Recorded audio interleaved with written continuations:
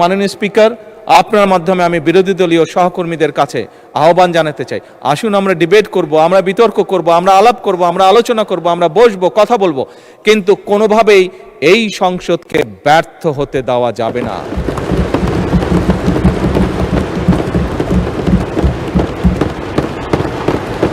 মাননীয় স্পিকার, এটি সংসদের রীতি, সংসদের নীতি। মাননীয় স্পিকার, একটি দল সরকারে থাকবে, একটি দল বিরোধী দলে থাকবে। সেই জন্যই আমি বারে বারে বলছি, এই সংসদের দ্বারা গঠিত সরকার।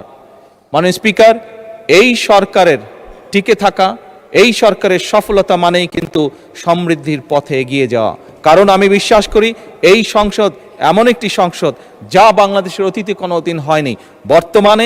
বর্তমানে সংসদ, বর্তমান এবং ভবিষ্যতে হবে সেটি হলো উভয় পক্ষ দেশের স্বার্থে আমরা একসাথে কাজ করব।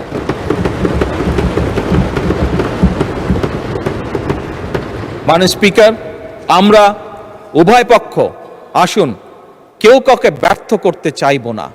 কারণ আপনি এবং আমি, আপনারা এবং আমরা মিলেই কিন্তু পূর্ণ সংসদ।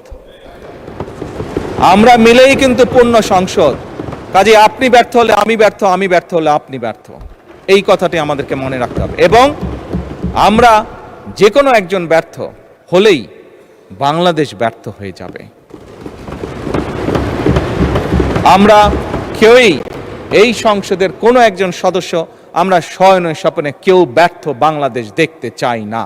কারণ বর্তমান বাংলাদেশ ৭১-এর পরবর্তী বাংলাদেশ যেরকম শহীদের রক্তের উপরে দাঁড়িয়েছিল, বর্তমান বাংলাদেশ এবং বর্তমান সংসদ একইভাবে হাজারো শহীদের রক্তের উপরে দাঁড়িয়ে আছে।